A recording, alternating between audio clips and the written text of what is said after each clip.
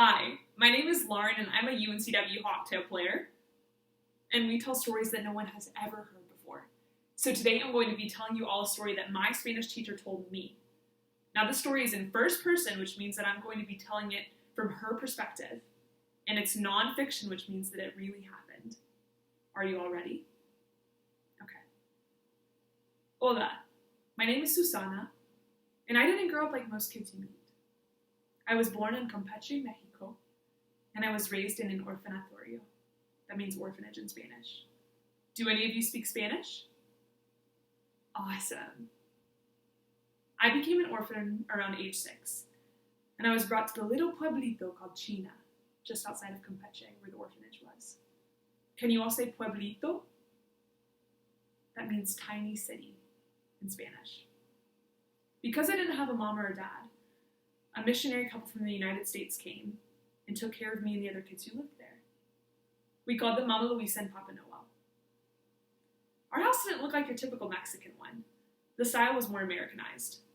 Instead of the barred windows that were commonly seen in Campeche, we had glass ones, and a lot of them were broken from where animals had tried to enter.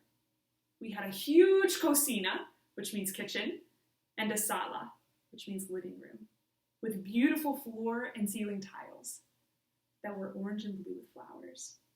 The kitchen had a long table where we gathered for meals, and the living room had one TV, a sofa, and a tocadisco. Can you all say tocadisco? Very good. That means record player in Spanish. We'd listen to American music on the tocadisco and have dance parties on Saturdays while we did our chores.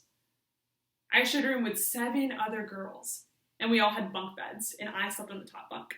Can you all climb to the top with me? Be careful. Almost there. There was a window next to my bunk with a view of the street. And the walls of the room were gray until one day Papa Noel told us that he'd paint them whatever color we wanted. We chose violet. One of my favorite memories in the orfanatorio was the Christmas I got my first muñeca. Can you all say muñeca with me? Muy bien. That means doll. Christmas, or Navidad, as we say in Spanish. Can you say Navidad? Kind of like the song Feliz Navidad, Merry Christmas. Christmas was a big deal, just like it is in the US.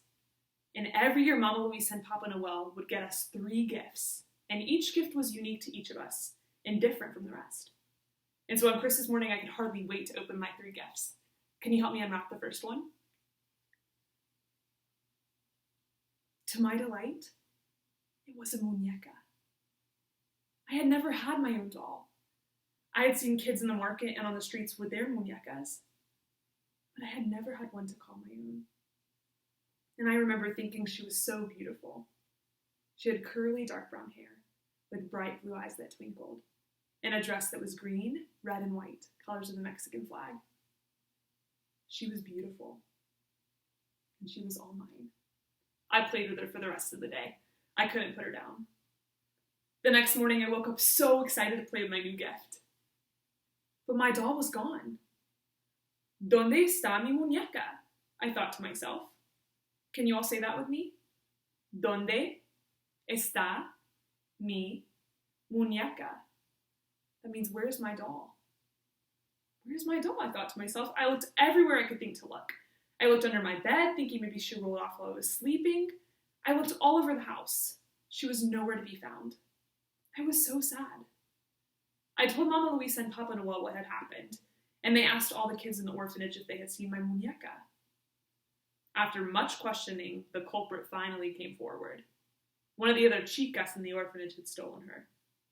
Chica means girl in Spanish. I wasn't surprised it was her, because she'd always been a little jealous of me. Anyways, she returned my doll, but my beautiful muñeca had been turned to a monstruo.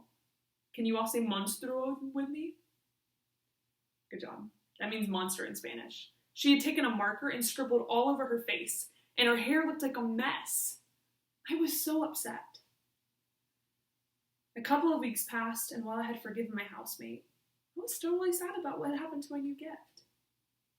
On January 6th, Mama Luisa and Papa Noel knocked on my door, and they had a little gift box with a ribbon on top. And I remember thinking this was kind of odd because we had already opened all of our gifts. In Mexico, kids usually open their gifts on January 6th. But in the United States, in an orphanage, we open ours on December 25th. But I pulled the ribbon off and I lifted the lid. Can you do that with me? Help me open it. Be careful. They had gotten me another doll from the market in town. She looked completely different than my first muñeca, but she had a dress that was almost identical that Mama Luisa had sewn. Even though she wasn't my first muñeca, I loved this one even more because of Mama Luisa and Papa Noel's generosity. All right, what did you all learn from this story?